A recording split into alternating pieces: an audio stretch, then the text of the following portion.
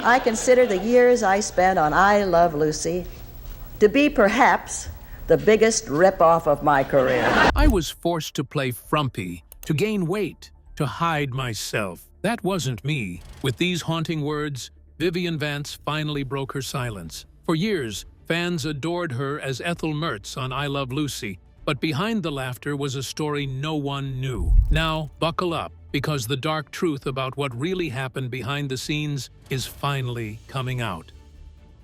The girl who wasn't allowed to dream.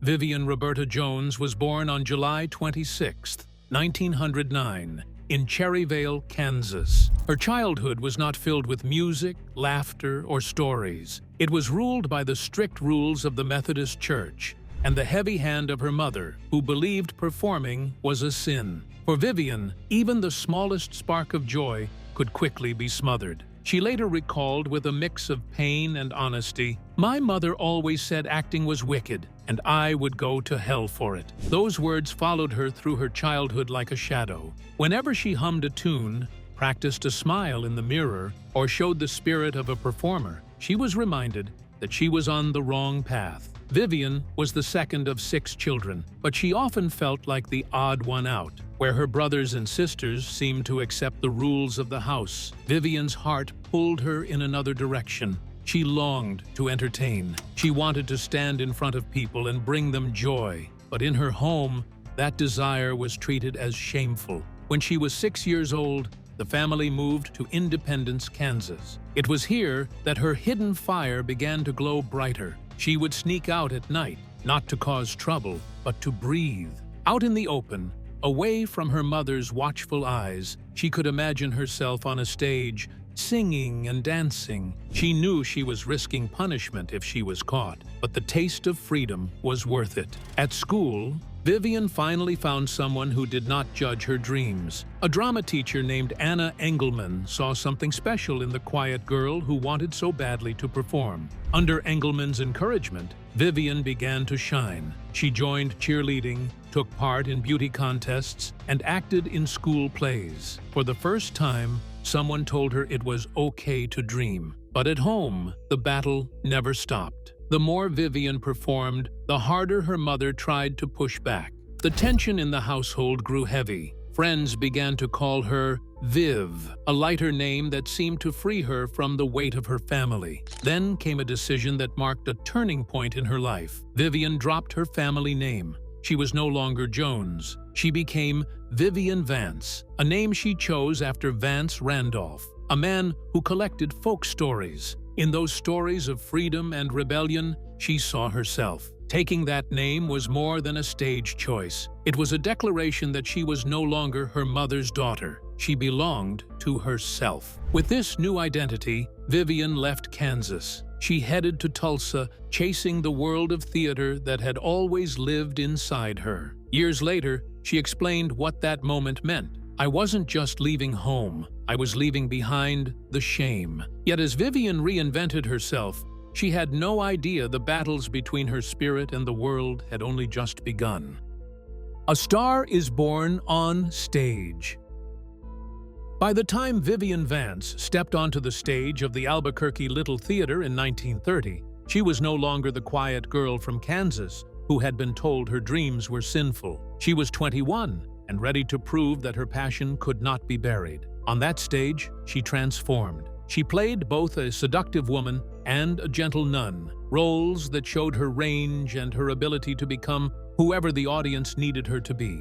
Her performances were so powerful that people in the community started calling the theater the Vivian Vance Playhouse. The name was not official, but it showed how deeply she had touched those who came to see her. She told reporters proudly, "That little stage saved me. It gave me a life." The theater became her home, the place where she finally felt she belonged. The community believed in her so much that they raised money to send her to New York to study acting. With just $50 and a suitcase, Vivian boarded a train. She knew the city would be hard, but she was determined. In New York, she worked as a waitress during the day and auditioned at night. The rejection was constant, and the city was unforgiving. Yet, she refused to let it break her spirit. "I skipped meals to save subway fare, but I never skipped auditions," she later said. Her persistence began to pay off. In 1932, she earned her first Broadway role in Music in the Air. Slowly,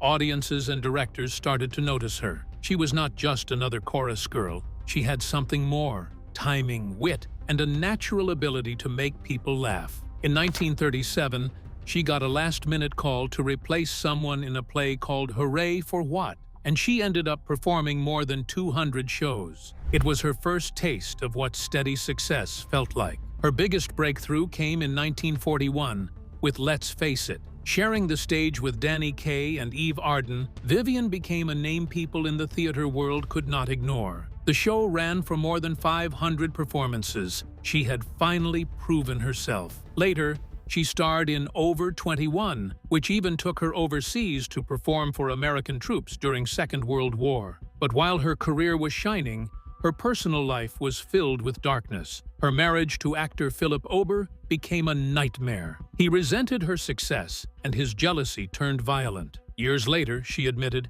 "I came to work with black eyes more than once. The show made people laugh, but my life wasn't funny." The pressure of fame, combined with the abuse she suffered at home, finally broke her. In 1945, while touring with The Voice of the Turtle, Vivian collapsed under the weight of it all. She described it with painful honesty. "Let's face it, I cracked up. Therapy kept me alive." For years, she continued therapy, trying to rebuild herself piece by piece. Even as she fought personal battles, fate was steering her toward the role that would define her forever: becoming Ethel Mertz.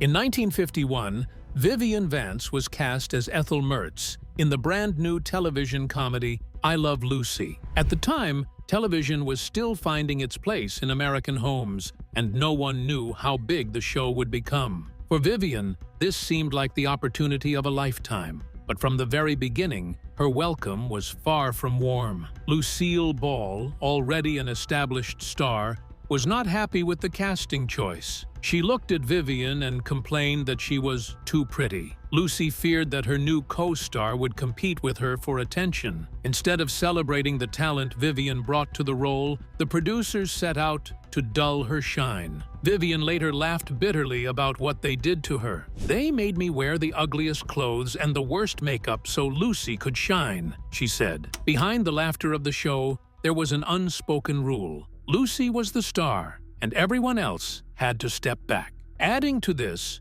was a rumor that haunted Vivian for years. Fans believed she had signed a contract promising to gain weight in order to make Lucy look thinner by comparison. Vivian denied it every time she was asked. "I never signed anything. That was just Lucy's party joke that got out of hand," she explained. Yet the story lived on. Another way the industry chipped away at her image. Things only grew more complicated when Vivian met William Frawley, the actor chosen to play her on-screen husband, Fred Mertz. When she first saw him, she joked that he was old enough to be my grandfather. Frawley overheard the remark and never forgave her. From that moment, their relationship was filled with bitterness. They bickered off-screen, and their dislike for each other was obvious. But in a strange way, that tension brought something special to the show. Vivian later admitted, "As much as we fought, the tension somehow made the comedy real." Their constant banter on screen came from a very real place. While viewers at home laughed at Fred and Ethel's squabbles, Vivian was living that same friction behind the cameras. Despite all this, she brought life to Ethel in a way no one else could. Her timing, her ability to play the loyal but sharp-witted friend, and her natural warmth made her an audience favorite. In 1953, her work was finally recognized when she won the very first Emmy Award for Outstanding Supporting Actress. It was a historic moment, a sign that side characters could be just as important as stars. Yet even as she held that award, her feelings were complicated. Vivian later reflected on the moment with mixed emotions. "That award crowned me and caged me. I was Ethel forever." The role that gave her fame also trapped her. No matter how much talent she had, the world only wanted to see her as the frumpy landlady. What looked like success on the outside came with invisible chains. Vivian had found a place in television history, but it came at a cost she could not have imagined. Fame, feuds, and frustrations. By the mid-1950s, I Love Lucy had become one of the most popular shows on television. Millions of families tuned in every week to watch Lucy and Ethel's antics, and Vivian Vance had become a household name. To the world, she was funny, lovable, and unforgettable. But behind the lights and the laughter, Vivian felt a deep sense of loss. I had been a Broadway star, but television made me a housewife forever, she admitted later. She had once been known for her glamour and stage presence, but now she was trapped in the role of the frumpy friend. No matter how good her timing was or how much heart she brought to Ethel, the world refused to see her as anything else. Even the most beloved scenes came with their own hidden pain. In 1952, the famous Chocolate Factory episode had audiences in tears of laughter. Lucy and Ethel trying to keep up with a speeding conveyor belt of chocolates became one of television's most iconic moments. But what viewers did not know was that the machine kept breaking, forcing take after take. Vivian explained years later, "By the end of filming, I was so sick from chocolates I could barely stand." What became timeless comedy for the world had left her doubled over in discomfort. As the show's success grew, so did the attention she received. Letters poured in from fans, and strangers treated her as if she were part of their own family. But fame also brought darker encounters. She confessed, "People followed me home. The world thought I was their Ethel, but I was just Vivian, trying to survive." Unlike stars today, Vivian had little protection. She had to hire her own security just to feel safe in public. Her working life was no easier. Her feud with William Frawley only got worse as the years passed. Their dislike for each other was no secret on set. He drank heavily, often showing up unprepared, and when they clashed, he struck with cruel words. Vivian remembered bitterly, "He called me a sack of doorknobs." That was his idea of humor. For Vivian, working with him was exhausting. Their on-screen marriage may have looked comical, but off-screen, it was a battlefield. When CBS offered both actors a spin-off show centered on Fred and Ethel, Vivian stunned everyone by refusing. Frawley agreed instantly, seeing dollar signs, but Vivian would not. She told friends she simply could not imagine working with him again. Years later, when Frawley died of a heart attack in 1966, she did not hide how she felt. At a dinner party the night she heard the news, she raised her glass and said, "Champagne for everyone." It shocked those around her, but for Vivian, it was not cruelty. It was relief that the years of bitterness were finally over. Walking away from Frawley didn't free her. Soon, even Lucy herself would become part of Vivian's struggles. Breaking away and breaking down. By 1965, Vivian Vance had become a fixture in American living rooms. Her second run with Lucille Ball on The Lucy Show had cemented her as one of television's most reliable comedic actresses, yet beneath the laughter and applause, she felt the familiar grip of suffocation. She had given so much of herself to the role of Ethel Mertz, and then to Lucy's new characters, but she was losing sight of who she really was. When she finally walked away, her words were simple and full of honesty. "I loved Lucy, but I needed to breathe again." Stepping away from Lucy's shadow should have been freeing, but it came with its own set of struggles. She tried to return to the Broadway stage in Woody Allen's play Don't Drink the Water in 1966. For Vivian, it was supposed to be her comeback moment, a chance to remind audiences that she was more than Ethel. Instead, she was let go during the early previews. The rejection was public and deeply painful. She later admitted, "That was one of the most humiliating moments of my career." The humiliation wasn't just professional. It reminded her that the world still saw her as Ethel and nothing else. As the years went on, Vivian shifted to smaller roles and eventually commercials. By the 1970s, she became the cheerful face of Maxwell House Coffee, smiling warmly in kitchens across America. She tried to laugh about it, even joking in an interview, I was selling coffee instead of myself, and maybe that was easier. On the outside, the ads showed a warm, comforting woman. But privately, Vivian knew this was not the career she once dreamed of when she boarded that train to New York with only $50 in her pocket. Her private life was marked by a pain that went even deeper. She longed to be a mother, but fate never allowed it. Not having children was my greatest sorrow. I loved Lucy's kids like my own, she admitted. Whenever she was around Lucille Ball's children, she poured her heart into them. She tried to fill the emptiness with love, but it never erased the quiet ache inside her. Then came her most difficult battle. In 1973, Vivian was diagnosed with breast cancer. She underwent a mastectomy and endured rounds of chemotherapy, but she refused to let the public see her suffering. Instead, she hid her pain behind her familiar smile. She confessed, "I hid the pain. I wanted people to laugh, not pity me." Even in illness, she held on to the one thing that had always defined her, making others feel joy, even when she was hurting. And in her final days, a reunion with Lucy would reveal the deep, unspoken bond between the two women. The final curtain.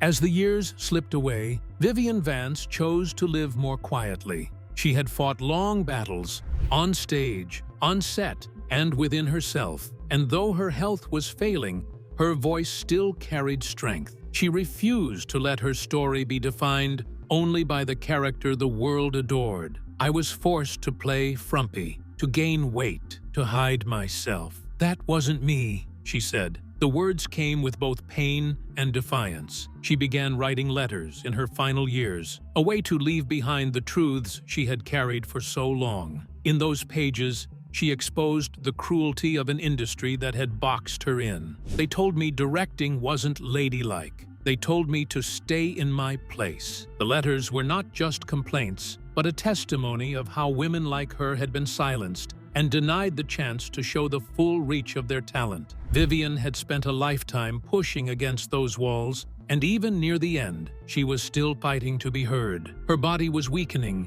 the cancer spreading, but one reunion brought light back into her days. Lucille Ball came to see her, knowing the visits would be few. A neighbor later remembered the scene with quiet awe. They laughed and cried for hours. When Lucy left, she was in tears. For all the clashes, for all the professional jealousies, the two women had been bound together by something deeper than rivalry. They had created history side by side, and in that final meeting, what remained was love. On August 17, 1979, Vivian Vance passed away at the age of 70. The world mourned the loss of Ethel Mertz, the beloved friend who had filled their homes with laughter. But those who knew her best understood that she had been more than that role. She had been a woman of strength, resilience, and grace, who endured pain yet still gave joy to millions. Reflecting on her life, Vivian once said with quiet hope,